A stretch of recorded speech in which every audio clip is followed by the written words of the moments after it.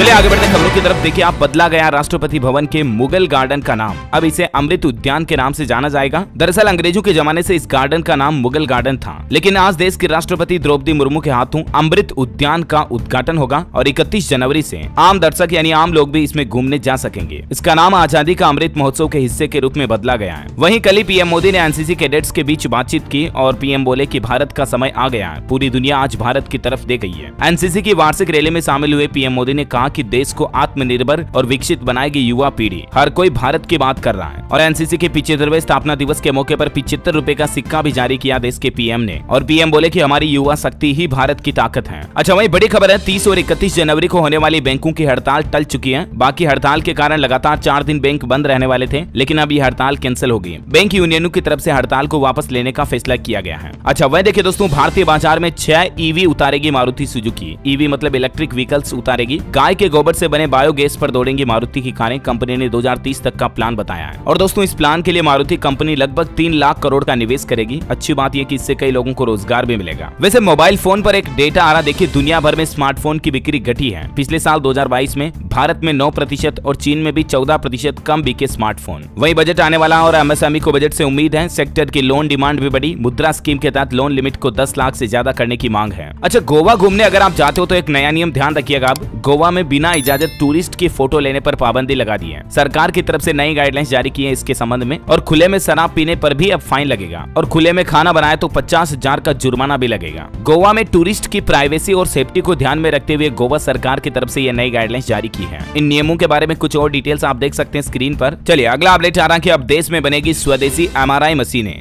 MEITY यानी कि ministry of electronics and information technology ने साइमेंस कंपनी के साथ एक समझौता करार किया है, और इस समझौते के तहत अब एमआरआई मशीनें मेड इन इंडिया यानी कि स्वदेशी बनेगी। इससे लोगों को काफी फायदा होगा। हॉस्पिटलों में भी एमआरआई मशीनें सस्ती मिलेगी, तो इसका मरीजों को भी फायदा मिलेगा। एमआरआई स्कैनिंग वगैरह की प्राइस भी कम होगी, है ना। अच्छा, वहीं पीएम मोदी की डॉक्यूमेंट्री पर बड़ी खबर आ रही कि मुंबई के टाटा इंस्टीट्यूट में बीबीसी डॉक्यूमेंट्री की स्क्रीनिंग की गई। रोक के बावजूद 200 स्टूडेंट्स ने फोन और लैपटॉप पर देखी गुजरात दंगों पर बनी है डॉक्यूमेंट्री। बॉलीवुड से खबर है कि शाहरुख खान की पठान फिल्म ने वर्ल्ड वाइड कमाई 300 करोड़ तक पूरी कर ली है। पहले 3 दिन में सबसे ज्यादा कमाने वाली बॉलीवुड फिल्म बन चुकी है ये। सुल्तान और बाहुबली 2 को भी पीछे छोड़ा। अच्छा, वह देखिए राजनीतिक बयानों पर एक बड़ी खबर आ रही दोस्तों। अक्सर कांग्रेस बीजेपी पर यह आरोप लगाती है कि चीन ने भारत पर कब्जा कर लिया, तो इस पर हमारे विदेश मंत्री एस जयशंकर बोले कि चीन ने कब्जा भारत पर आज नहीं किया, बल्कि कुछ सीमाओं पर कब्जा साल 1962 में किया था, और तब कांग्रेस की सरकार थी। ये कहते हुए उन्होंने राहुल गांधी पर भी निशाना साधा और कहा कि मैं अपनी खबर चीनी एम्बेसडर से नहीं पूछता। चलिए अगली बड़ी खबर आ रही दोस्तों की पहाड़ों पर ड्रोन से दवाइयों की सप्लाई करना गाड़ियों के मुकाबले सस्ता होगा या महंगा होगा, इसकी भी स्टडी कर रही है सरकार। इसके सैंपल भी उठाए जाएंगे ताकि हिमाचल, उत्तराखंड वगैरह जो पहाड़ी राज्य है ना, वहाँ पर दवाओं को पहुँचाने का ट्रायल सफल हो चुका है। अब पता ये लगाना कि ये कितना कॉस्टली पड़ेगा, और जल्द ही लोगों को आसानी से मेडिकल दवाइयाँ उपलब्ध हो सकेगी पहाड़ी राज्यों में भी, है ना। और वह देखिए अगला अपडेट, राहुल गांधी ने पुलवामा के शहीद जवानों को श्रद्धांजलि दी। आजकल राहुल गांधी की भारत जोड़ो यात्रा जम्मू कश्मीर में चल रही है, आपको पता होगा, और उनकी यात्रा में महबूबा मुफ्ती भी उनकी बेटी के साथ शामिल हुई। सुरक्षा को लेकर खड़गे ने शाह को चिट्ठी भी लिखी। अच्छा, वह देखिए अगला अपडेट, राजस्थान के आसीन में कल देवनारायण जन्मोत्सव के मौके पर देश के प्रधानमंत्री नरेंद्र मोदी भी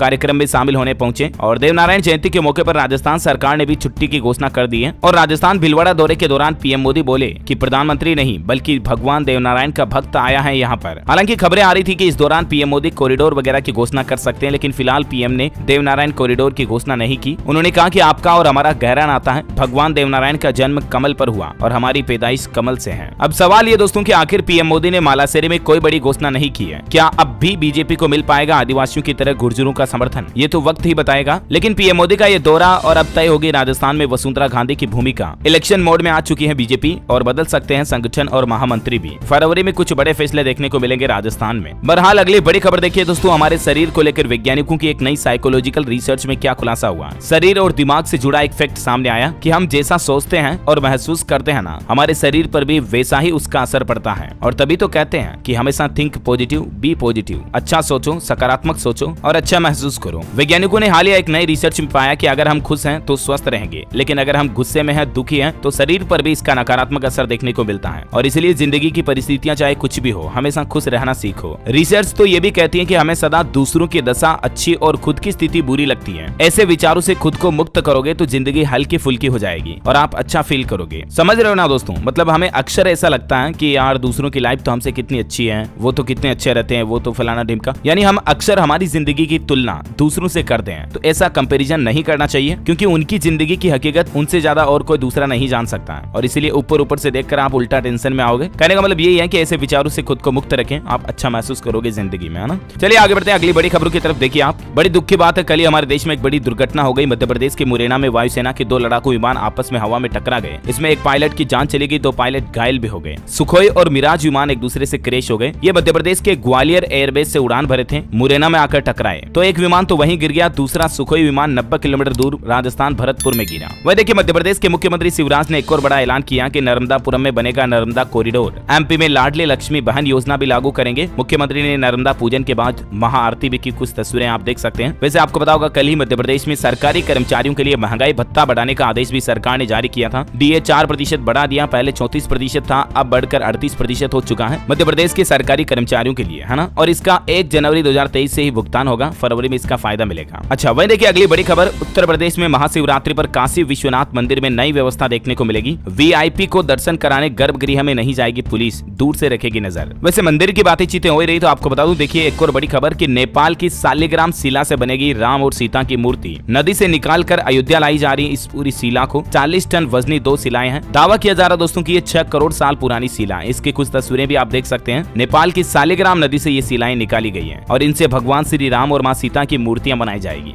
अच्छा, हिमाचल से बड़ी खबर आ रही कि 6 जिलों में बनाए जाएंगे 8 हेलीपोर्ट। डीपीआर तैयार करने के लिए पवन हंस को कंसल्टेट किया हायर, 3 महीने में रिपोर्ट सौंपने के लिए कहा है। वही देखिए, पंजाब में किसान भाई लोग आज फिर से रोकेंगे ट्रेनों के पहिए। 12 जिलों में 14 स्थानों पर 3 घंटे ट्रैक पर धरना देंगे। किसानों का कहना है कि उनकी मांगे पूरी न होने पर वो फिर से ये आंदोलन शुरू करने जा रहे हैं आज रविवार को पंजाब में। इसके चलते रेलवे की गतिविधियां भी बाधित देखने को मिल सकती हैं। और यूपी में भी देखिए, भारतीय किसान यूनियन ने अनिश्चितकालीन धरना शुरू कर दिया है। राकेश टिकैत ने बड़ा ऐलान किया कि ट्यूबवेलों पर नहीं लगने देंगे मीटर भी। तो ये किसानों की अभी भी कुछ डिमांड है, मांगे हैं और इसी के चलते ये विरोध कर रहे हैं। वैसे दोस्तों, किसानों की बात हो ही रही तो आपको बता दूं, किसान भाई लोगों के लिए एक और बड़ा अपडेट आ रहा है। 31 जनवरी तक रबी की फसलों का रजिस्ट्रेशन करवा लें। मंडियों में उपज बेचने पर अब किसानों को ज्यादा मुनाफा होगा। हरियाणा सरकार की तरफ से किसान भाई लोगों के लिए कृषि उत्पादों को मंडियों में बेचने और कृषि योजनाओं का लाभ उठाने के लिए रजिस्ट्रेशन जरूरी कर दिया और इस सीजन के लिए आखिरी तारीख 31 जनवरी ही है। आप ऑनलाइन इस पोर्टल पर जाकर के रजिस्टर करवा सकते हैं, ठीक है ना। अच्छा, अगली बड़ी खबर देखिए, चांद के हिस्सों पर कब्जा कर सकता है चीन। अमेरिकी अंतरिक्ष एजेंसी नासा ने यह दावा किया है कि स्पेस प्रोग्राम की आड़ में चीन अपनी सैन्य ताकत भी बढ़ा रहा है। वही देखिए, उत्तराखंड राज्य में गो तस्करों पर अब गैंगस्टर एक्ट लगाया जाएगा। उत्तराखंड के मुख्यमंत्री पुष्कर सिंह धामी सरकार की तरफ से ऐसे काम करने वालों पर सख्त एक्शन लेने के निर्देश भी दिए हैं। अच्छा, नोएडा में अब पुरानी पेट्रोल डीजल गाड़ियां नहीं चल पाएंगी। 1 फरवरी से नया नियम लागू होने जा रहा। 10 साल पुरानी डीजल और 15 साल पुरानी गाड़ियों के खिलाफ 1 फरवरी से अभियान चलाया जाएगा। अगर ऐसी गाड़ियां सड़क पर चलती हुई पाई जाती हैं तो सख्त जुर्माना लगाया जाएगा। ये नया नियम 1 फरवरी से लागू होने जा रहा। अब सनातन धर्म ही राष्ट्रीय धर्म है। अपवित्र हुए धर्म स्थलों की भी पुनर्स्थापना होनी चाहिए, ये कहना है मुख्यमंत्री योगी आदित्यनाथ का। कल ही सीएम योगी ने यह बयान दिया सनातन धर्म को राष्ट्रीय धर्म बताने का, तो इस पर कांग्रेस नेता उदित राज ने भी पलटवार किया। हालांकि धर्मशास्त्र की बात हो ही रही है तो देखिए आप, बागेश्वर धाम को भी एक और समर्थन मिला है। उमा भारती ने भी बागेश्वर सरकार का समर्थन करते हुए कहा कि मेरा आशीर्वाद छोटे भाई धीरेन्द्र शास्त्री के साथ है। आपको पता होगा, पिछले कुछ दिनों से बागेश्वर धाम पंडित धीरेन्द्र कृष्ण शास्त्री को लेकर काफी कुछ कंट्रोवर्सी चल रही है। हालांकि धीरे धीरे अब माहौल ठंडा हो रहा है। वही देखिए, महाराष्ट्र पुणे में क्या बोले हमारे देश के विदेश मंत्री एस जयशंकर। उन्होंने कहा कि भारत के सबसे बड़े डिप्लोमेट श्री कृष्ण और हनुमान जी थे। चलिए अगली बड़ी खबर आ रही है, बीबीएमपी का बड़ा फैसला। सर्वोदय दिवस पर बेंगलुरु में पशु वध और मांस बिक्री पर पूरी तरह से बैन रहेगा। बेंगलुरु महानगर पालिका की तरफ से इस संबंध में आदेश जारी किया है। इससे पहले भी बीबीएमपी ने एरो इंडिया शो के मद्देनजर 30 जनवरी से 20 फरवरी तक मांस की दुकानों, मांसाहारी रेस्टोरेंट, होटल इनको भी बंद रखने का आदेश जारी किया था। अच्छा, मैं देखिए दोस्तों, भारत के पूर्व प्रधान न्यायाधीश CJI बोबडे क्या बोले। उन्होंने कहा कि देश की आधिकारिक भाषा बने संस्कृत भाषा, ये बाबा साहेब का सपना था। बड़ी खबर आ रही कि भारत जॉब क्रिएटर्स का बन रहा हब है और जल्द ही दुनिया की तीसरी बड़ी अर्थव्यवस्था भी बनेगा। G20 स्टार्टअप की बैठक के दौरान जी किशन रेड्डी की तरफ से ये बड़ी बात कही गई है। केंद्रीय संस्कृति, पर्यटन और उत्तर पूर्वी क्षेत्र के विकास मंत्री है जी किशन रेड्डी। इन्होंने कल ही G20 समिट की बैठक में हिस्सा लिया और इस दौरान भारत के लिए बातें कही है। अच्छा, टेक्नोलॉजी पर बड़ी खबर आ रही, देखिए आप, यूजर्स की शिकायतों को इग्नोर नहीं कर पाएंगे अब फेसबुक, ट्विटर जैसी कंपनियां। 1 मार्च से ही सरकार की 3 एजेंसियां इस पर काम करना शुरू कर देगी और अब अगर आपको सोशल मीडिया पर कंटेंट वगैरह को लेकर कोई भी इश्यू है, कोई भी दिक्कत है तो तुरंत कार्रवाई होगी। 1 मार्च 2023 से IT मंत्रालय की तरफ से इस तरह की नई पहल शुरू की जा रही है। ज्यादा जानकारी आप देख सकते हैं। वैसे टेक्नोलॉजी की बात हो ही रही तो आपको बता दूं, अब गूगल क्रोम में भी आप फिंगरप्रिंट लॉक लगा पाएंगे। गूगल की तरफ से इस तरह का नया अपडेट भी जारी कर दिया है। अच्छा, मैं देखिए, भारत की ताकत और बढ़ने वाली है। दुश्मनों पर कहर बरपाएगा ये हाइपरसोनिक मिसाइल। उड़ीसा के तट पर इसका सफल टेस्ट किया गया और इस सफल टेस्ट के बाद अब हमारा भारत इतना ज्यादा शक्तिशाली बन चुका है डिफेंस के सेक्टर में कि मात्र अब दुनिया के 3 देश ही भारत से आगे हैं। मतलब कि चौथे नंबर पर वर्ल्ड्स मोस्ट पावरफुल कंट्री में इंडिया शामिल हो चुका है। ये देख सकते हैं कुछ तस्वीरें आप इस मिसाइल के सफल परीक्षण की। अच्छा, खबरों का सिलसिला अभी जारी रहेगा दोस्तों, लेकिन फिलहाल आज के मौसम समाचार पर नजर डाल लेते हैं। देखिए, राजधानी दिल्ली सहित कई राज्यों में होगी बारिश और कई जगहों पर ओले गिरने का खतरा भी है। अगले 2 दिन सजग रहें। मौसम विभाग की तरफ से दिल्ली, पंजाब, हरियाणा और वेस्ट उत्तर प्रदेश में 29 और 30 जनवरी को बारिश के साथ ओले गिरने की भी भविष्यवाणी की है।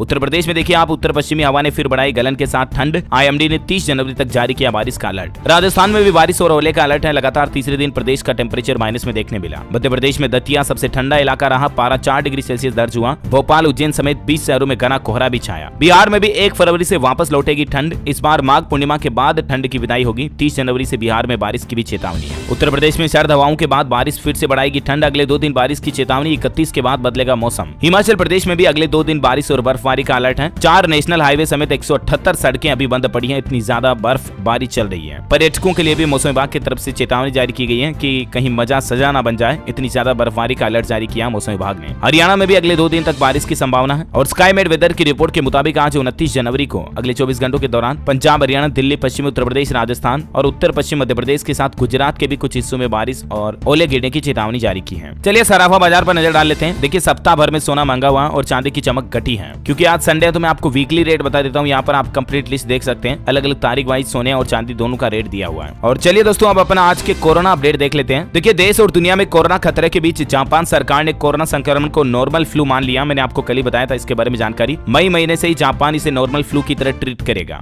और अमेरिका ने भी मास्क और सोशल डिस्टेंसिंग पर जोर दिया, क्योंकि अभी अमेरिका में भी वापस कोरोना बहुत ज्यादा बढ़ने लगा। भारत के आंकड़ों की बात करें तो पिछले 24 घंटों के दौरान 100 से कम मामले आए, मात्र 93 नए मामले सामने आए और सक्रिय मरीजों की संख्या अभी 1842 चल रही है ना। और चलिए दोस्तों, अब अपन कुछ एजुकेशनल खबरें देख लेते हैं। देखिए, बिहार PCS परीक्षा 2023 के लिए एडमिट कार्ड जारी हो चुके हैं। 12 फरवरी को एग्जाम होगा। वहीं राजस्थान में जो पेपर लीक के चलते स्थगित हुई थी ना सीनियर टीचर की परीक्षा, वो भी आज होने जा रही है। 28 जिलों में सेंटर बनाए गए। 1 घंटे पहले मिलेगा प्रवेश। और साथ ही राजस्थान में CET सेकेंडरी लेवल परीक्षा के लिए भी एडमिशन कार्ड जारी हो चुके हैं। अच्छा, मैं देखिए, झारखंड में 5 मेडिकल कॉलेजों में होगी डॉक्टरों की नियुक्ति। 24 विभागों में 72 प्रोफेसर और 89 एसोसिएट प्रोफेसरों की नियुक्ति की जाएगी। इस संबंध में झारखंड सरकार ने विज्ञापन भी जारी कर दिया। और झारखंड में एक और नया नियम भी लागू हो चुका। देखिए आप, 2.5 लाख वेतन के बाद भी मेडिकल कॉलेजों को नहीं मिल रहे चिकित्सक और अब रिटायर्ड डॉक्टर्स भी मेडिकल कॉलेजों में चिकित्सक के लिए आवेदन कर पाएंगे। डॉक्टरों की कमी को देखते हुए झारखंड सरकार की तरफ से ये नया नियम लागू किया गया। और चलिए, एजुकेशन के बाद अब देश से जुड़ी कुछ और खबरें देख लेते हैं फटाफट से। देखिए, अब राजधानी दिल्ली में सरकार जल्द शुरू करेगी ई स्कूटर सेवा। द्वारका इसका पहला पड़ाव होगा और इससे कनेक्टिविटी में सुधार होगा। और इसके लिए सरकार 1500 ई स्कूटर सबसे पहले शुरू करने जा रही है, दिल्ली में लास्ट माइल कनेक्टिविटी को रफ्तार देने के लिए। वैसे आपको बता दूं, दिल्ली में मेट्रो स्टेशन पर अब आपको सेब का जूस भी मिल सकेगा। इसके लिए दिल्ली मेट्रो ने एक समझौता किया कंपनी के साथ। 85 आउटलेट खोलने के लिए 2 बार टेंडर और सिर्फ 1 फर्म आई। और इतना ही नहीं,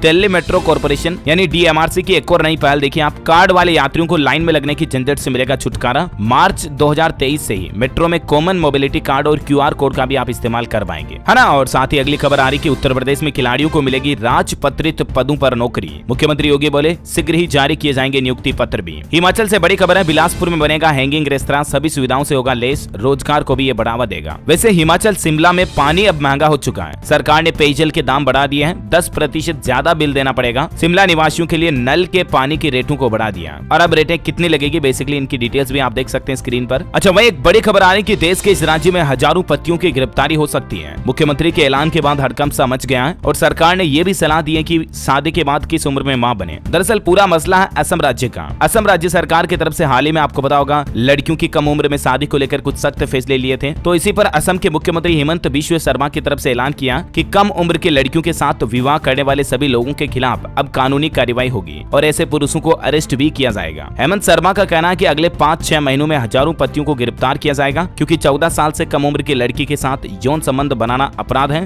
भले ही वह कानूनी रूप से विवाहित पति ही क्यों ना हो। और मां बनने के लिए भी उन्होंने एक बयान दिया कि महिलाओं को 22 से 30 साल के बीच मां बन जाना चाहिए। और साथ ही असम के मुख्यमंत्री बोले कि बाल विवाह के खिलाफ भी हम सख्त कानून लेकर आएंगे। अच्छा, वह देखिए किसान भाई लोगों के लिए एक और अच्छी खबर आ रही है कि आर्टिफिशियल इंटेलिजेंस से रोबोट खेत में बोएगा बीज, काटेगा फसल भी। ट्रैक्टर टिकट की तरह किसान इसका इस्तेमाल कर पाएंगे। सिक्योरिटी डिवाइस चोरी भी रोके गए। एक एसआई टेक्नोलॉजी मॉडल बनाया है राजस्थान कोटा के स्टूडेंट्स ने स्टार्टअप इनोवेशन के तहत। अच्छा, मध्य प्रदेश में देखिए मुख्यमंत्री शिवराज ने किया खेलो इंडिया यूथ गेम्स 2022 का उद्घाटन। कलाकारों संग मंच पर झूमे भी कुछ तस्वीरें आप देख सकते हैं। अच्छा, वही स्टॉक मार्केट से अपडेट आ रहा है कि अडानी ग्रुप के शेयर्स गिरने से एलआईसी को भारी नुकसान हुआ। 2 दिन में 18,646 करोड़ रुपए का घाटा हुआ। वही देखिए बीजेपी के राष्ट्रीय अध्यक्ष जेपी नड्डा के बेटे हरीश की राजस्थान के जयपुर में शादी हुई। 28 जनवरी को बिलासपुर और 5 फरवरी को दिल्ली में रिसेप्शन होगा। अच्छा, उत्तर प्रदेश के प्रयागराज से एक नई सुविधा शुरू होने जा रही है। अब पर्चा बनवाने के लिए आपको हॉस्पिटल में लाइन में नहीं लगना पड़ेगा, बल्कि प्रयागराज के सभी अस्पतालों में बार कोड स्कैन करते ही आपको अपना टोकन नंबर मिल जाएगा कि इतने नंबर पर आपका डॉक्टर से मिलने का टाइम है। ऐसा फिलहाल ये सुविधा प्रयागराज जिले से शुरू होने जा रही। धीरे धीरे जनपद के सभी जिलों में सुविधा शुरू होगी।